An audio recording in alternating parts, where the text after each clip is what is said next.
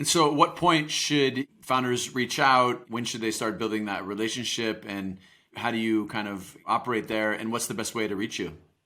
Yeah, I would say the earlier, the better. We like to get to know at the end of the day, we're getting to know you as a person, as a founder. And especially at the very early stages when you don't yet have a product built or you have sort of limited traction. A lot of the reason we invest is because we believe in you. And so to the extent that I lead Fontes alongside Bill Salufo, partner at QED. To the extent that we can get to know you as people and kind of understand how you operate, how you build teams, how you solve problems, and that obviously, with time is sort of probably more. You can build more of a lasting relationship that way. So I would say, the earlier the better in terms of getting to know you. It's never too soon to make an introduction, to just get to know you, learn what you're building. I'd also say we like to use those opportunities, conversations rather than necessarily just a pitch or a transactional conversation is actually sort of, brainstorming and helping and seeing how we can be helpful. So I would say kind of take the opportunity, as a founder to also seek out, investors in that fashion as well, right? Like not necessarily just for fundraising, but to actually tap into their thoughts and advice, et cetera, where it can be sort of a win-win situation. And so our process is essentially that sort of getting to know you. We take a couple of weeks to actually be able to build conviction and make a decision.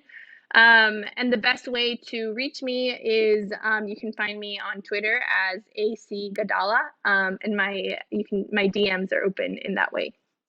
Nice. That's awesome. I love that.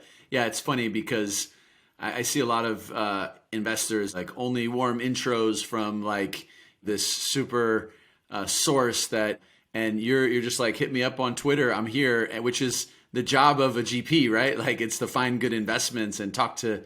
So I think that the way the game is being played is changing, and it's not only about this ivory tower that investors sit in, that you have to figure out how to get to the investor. I think it's a privilege as an investor to be able to talk to great entrepreneurs. And of course, not every investment is gonna, or every pitch is gonna result in an investment. But to the point you just mentioned, I think that my advice to founders is to look at the process of talking to investors differently than just a transaction and getting money. I mean, the reality is 85, 90, 95% of conversations with investors don't result in an immediate check. But that means that you should take that time and figure out, there's a lot of pattern recognition that you're seeing. You've been focusing on fintech now for years.